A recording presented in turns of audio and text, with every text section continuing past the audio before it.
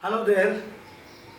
Today we'll discuss about the case of the things that go bump in the night. It usually happened in the later part of the night, say around 2 a.m. First, she heard the ethereal sound, woodwind mostly, Indian cello, haunting, enthralling, captivating, and then came the apparition, a half-formed profile that danced to the music, changing shape and color to its timbre and tone. It would have been a delight to watch had it not been so sinister in some way. The whole show lasted for about 15 minutes. But it leaves Lena to her friends, Carvalho, in a panic-filled cold sweat. Felix, her husband, has passed away 10 years now. And Lena lives alone in her cottage in Mayan. Both her sons have migrated to Australia. It's only her cousin Dorothy who lives in Bandra and her church.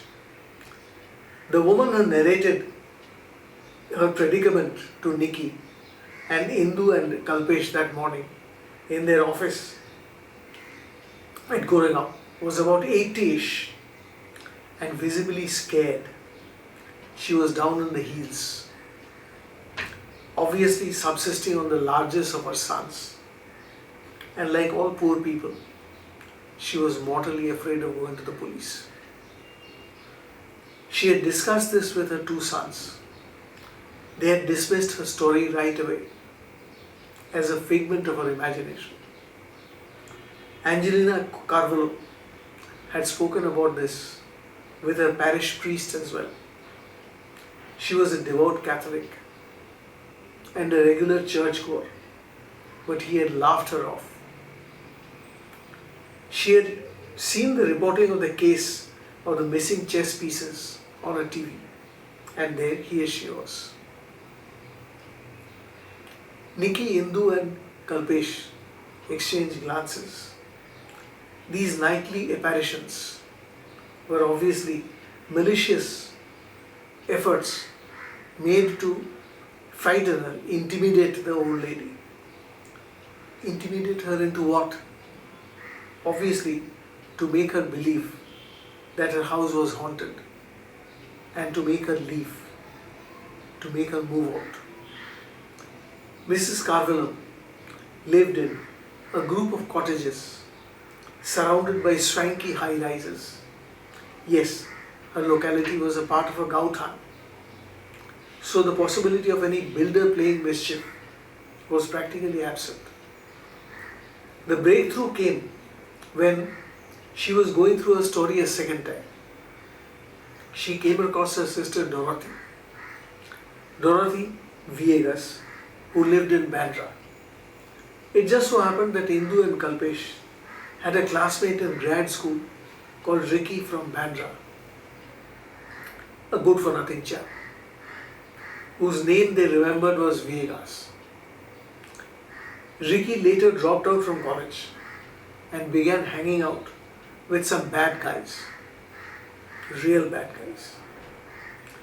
It would be possible for Ricky to try to frighten his aunt out of her wits, to make her to leave the house, or even have a convenient heart attack perhaps. But when they mentioned Ricky to Mrs. Carvalho, they came to a dead end. Ricky, she said, was in jail, Arthur Road jail, these last few months.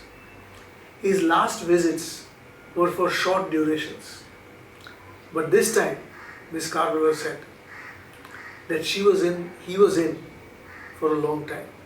Something to do with Section 302, she said.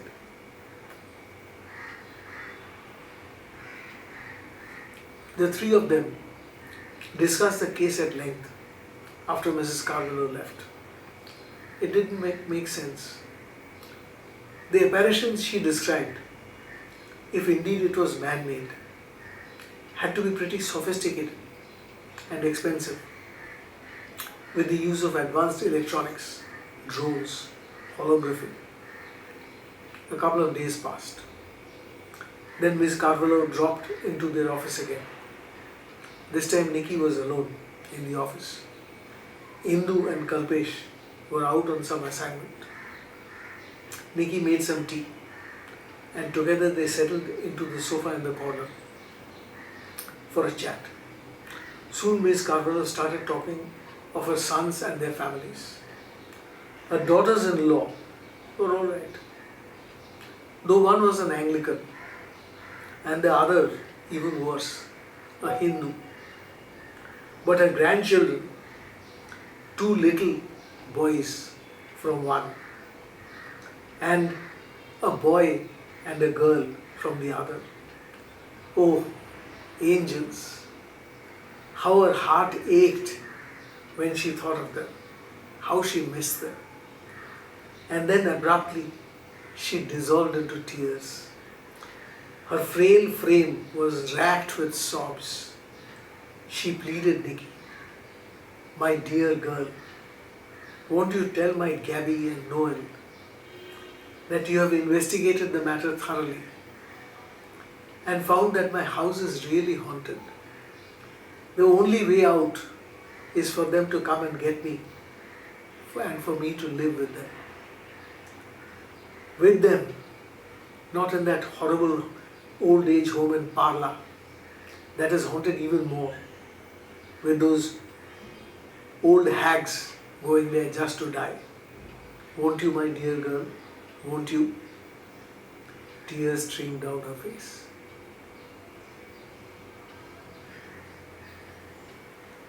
I hope you liked the story.